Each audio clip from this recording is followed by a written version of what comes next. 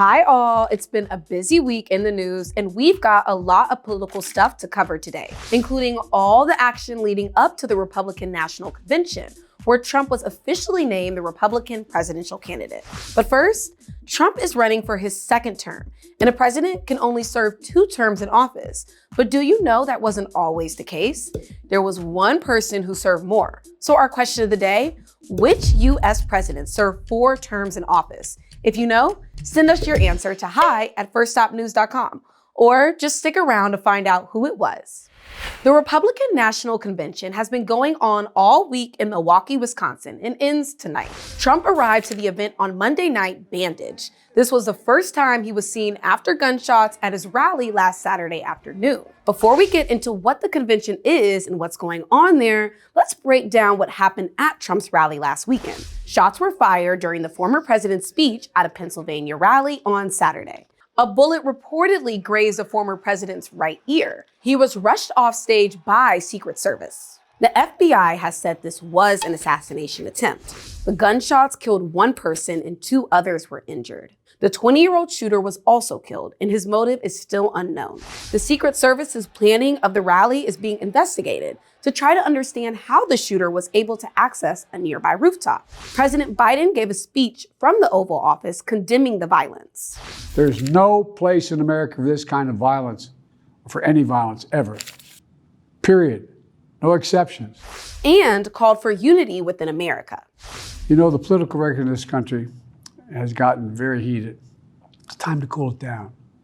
We all have a responsibility to do that. Trump also called for unity on a social post. The White House has increased Secret Service protection of the former president. The Secret Service has protected presidents since 1901. It also protects vice presidents, their family, and former presidents, and more. Agents are trained to protect at all times, even in dangerous or life-threatening situations. Assassination attempts on presidents or presidential candidates are pretty rare, but there have been at least 12, and some have ended in death. Abraham Lincoln, the 16th president of the United States, was shot while at a performance in his 4th year as president.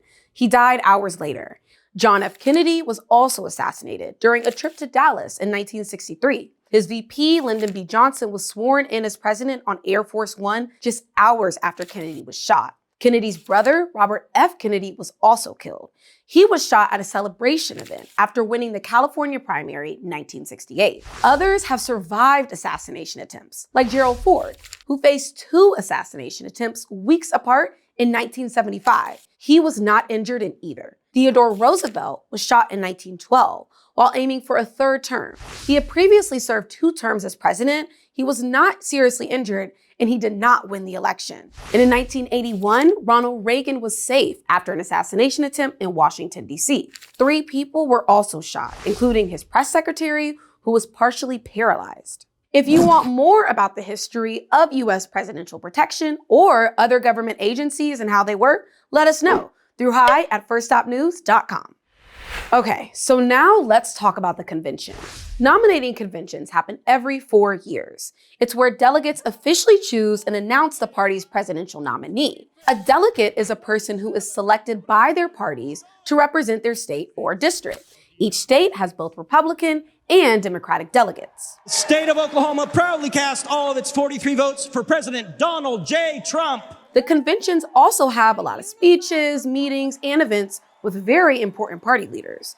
One of the biggest moments of the week was Trump securing the nomination early on Monday. Let's make it official. Donald J. Trump, having received a majority of the votes entitled to be cast at the convention, has been selected as the Republican Party nominee for President of the United States. Trump is expected to speak tonight in front of thousands of attendees. Trump also announced his vice presidential pick, JD Vance, on the social network Truth Social. Vance spoke at the convention yesterday. Mr. Chairman, I stand here humbled, and I'm overwhelmed with gratitude to say I officially accept your nomination to be Vice President of the United States of America. Vance is relatively new to politics. He was elected to the Senate from Ohio in 2022. He was very public about not voting for Trump in 2016, but has been one of his most loyal supporters since joining Congress. Prior to politics, he was in the Marine Corps, got his law degree, and worked in finance. He's also an author. In his 2016 memoir, Hillbilly Elegy was a bestseller that turned into an Academy Award-nominated movie in 2020. If Trump wins the presidential election in November, it will be his second term as president. Now, we all know you can only be president for 2 elected terms, a total of 8 years.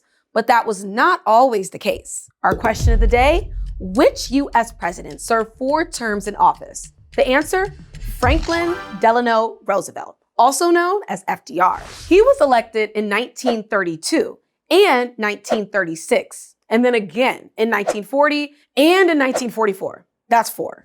It had been an unwritten tradition that started with George Washington that a president would only serve 2 terms. Enter the 22nd Amendment. It was added to the Constitution in 1951, and it said all future presidents could only be elected for 2 terms. Think of conventions as the kickoff to election season, and the Democratic National Convention begins August 19th in Chicago, Illinois, where Biden is expected to remain in the Democratic nominee with current VP Kamala Harris on his ticket. But Biden has received some pressure within his party to step down since the first debate on June 27th. But President Biden says he's not going anywhere. You probably noticed there's a lot of speculation lately. What's Joe Biden going to do? Is he going to stay in the race? Is he going to drop out? Here's my answer. I am running and we're going to win. I'm not going to change that. And here he is talking to NBC News earlier this week. Do you feel like you've weathered the storm on this issue of whether you should be on the ticket or not? Look, 14 million people voted for me to be the nominee in the Democratic Party. Okay? I listen to them. We'll keep watching all of this, so make sure you're subscribed for anything new. Whew, okay, that was a lot. That was heavy.